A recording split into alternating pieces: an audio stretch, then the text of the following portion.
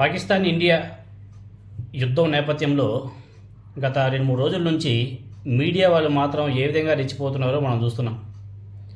లేని పోనివి అన్నీ కూడా వీళ్ళే క్రియేట్ చేసుకొని ఏదో పెద్దగా జరిగిపోయినట్టు సృష్టించి ప్రజలందరినీ కూడా మభ్యపెట్టే కార్యక్రమం కూడా మొదలుపెట్టారు. వీళ్ళే చెప్తారు కూల్ చేశారు, అన్నీ జరిగినాయి, వచ్చేసాయి, పొడి చేశారు అనేసి. నెక్స్ట్ డే చెప్తారు తూచ్ ఏమీ లేదు, సారీ అని చెప్పేసి సింపుల్గా చెప్పేస్తారు. ఈవెన్ నేషనల్ మీడియా సంస్థలు అయినటువంటి కొన్ని ఉన్నాయి, పేర్లు ఎందుకులే కానీ, వాళ్ళు కూడా అంతే. మొన్నంతా కూడా ఏ విధంగా ఊదరగొట్టారంటే తర్వాత మరుసటి రోజు తూచ్ సారీ క్షమించండి ఏమీ లేవు అని చెప్పేసి సింపుల్గా చేతెత్తేశారు. సరే, నేషనల్ మీడియా అలా ఉందంటే ఓకే.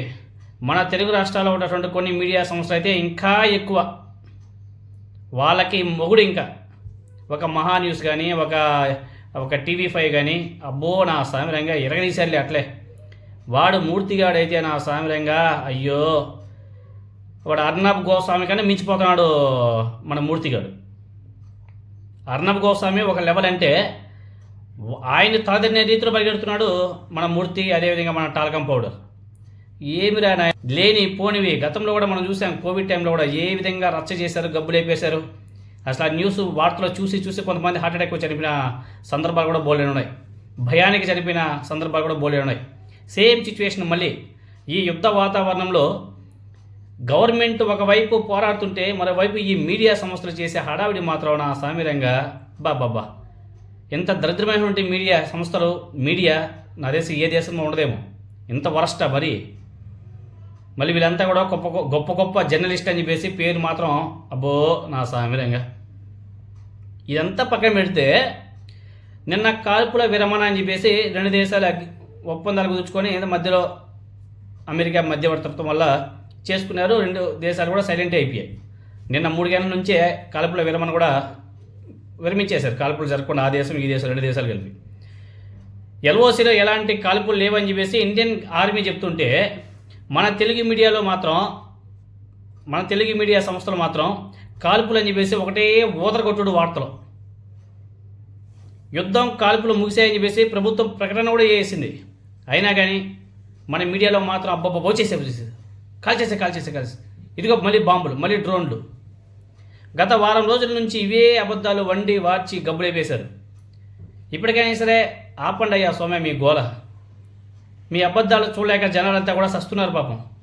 ఏంద్రా ఈ వార్తలు, ఏది నిజం ఏది అబద్ధం అని చెప్పేసి తెలుసుకోలేక ప్రజలే సతమతమైపోతున్నారు. ఇంకా మన టాల్కం పౌడర్ అయితే నా సామ్యంగా నా భూతో నా భవిష్యత్. వాడు ఏం రాశాడంటే బాబా ఏది ఎంత వరస్ట్గా. వాడు చూడు, వాడు ఇంకొక లెవెల్ ఏంటంటే AK-47తో చంద్రబాబు పవన్ 2 రాసి చూసుకుందాం అని చెప్పేసి తమ్నేల్ వేశాడు. చూడండి ఒకసారి తమ్నేలు. AK-47తో చంద్రబాబు పవన్ కళ్యాణ్ గన్ను పెట్టుకునేది ఒక ఫోటో పెట్టి వెనక చంద్రబాబు నాయుడు గారిని బట్టి యుద్ధంలోకి వెళ్ళిపోతున్నారంట. 2 రాసి చూసుకుందామని చెప్పేసి అరుస్తున్నారంట పవన్ కళ్యాణ్, అదేవిధంగా చంద్రబాబు నాయుడు. ఆ తమ్నేల్ చూడండి ఒకసారి. ఏంది చెప్పండి, ఏందిరా టాల్కం పౌడర్ మహాన్యూస్లో వాడు తమ్నేళ్ళు ఏందిరా చెప్పు. ఈ ఎల్కో టాల్కం పౌడర్ మహాన్యూస్లో వచ్చామంటే తమ్నేల్స్ ఎంత వరస్ట్గానా, ఎంత దరిద్రంగానా.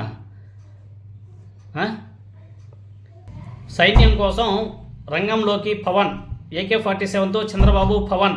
అబ్బా 2 రాసి చూసుకుందాం నా సామిరంగా. తమిళ చూస్తే మాత్రం అట్లే అరిసిపోతాయి. ఆంధ్రప్రదేశ్లో పవన్ కళ్యాణ్ గారు సీజ్ ది షిప్ అని చెప్పేసి మాట్లాడతాడు. మన కేంద్ర ప్రభుత్వం, మన మోదీ సార్ ఏమో సీజ్ ది ఫైర్ అని చెప్పేసి మాట్లాడతాడు. ఏమి మాటలో ఏందో అంతా కూడా నవ్వుల పాలైపోయింది.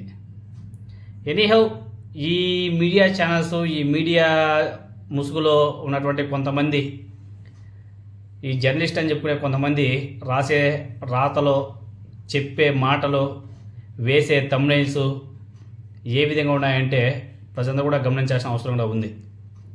ఇండియన్ ఆర్మీ మొత్తం కూడా పాకిస్తాన్తో పోరాడుతుంటే ఈ మీడియా గొట్టాలు వాళ్ళ ఆఫీస్లో కూర్చొని సోది చెప్పుకుంటూ ప్రజల్ని కూడా కన్ఫ్యూజ్ చేసేస్తున్నారు. ఒక్కొక్కరు ఏ విధంగా రాస్తున్నారో, ఏ విధంగా చూపిస్తున్నారో మరి ఇంత దరిద్రంగానా. ఆల్రెడీ 2 దేశాల మధ్య కాల్పుల విరమణ అయిపోయింది. అయినా కానీ మన తెలుగు మీడియా ఛానల్స్లో మళ్ళీ వీళ్ళకి వచ్చినటువంటి వార్తలు, వీళ్ళకి నచ్చినటువంటి వార్తలు, వీళ్ళు కొన్ని వీడియోస్ని సృష్టించి మళ్ళీ వదులుతున్నారు. ఇంత దరిద్రమైనటువంటి మీడియాని ఈ దేశం నుంచి బహిష్కరించాలి ఫస్ట్.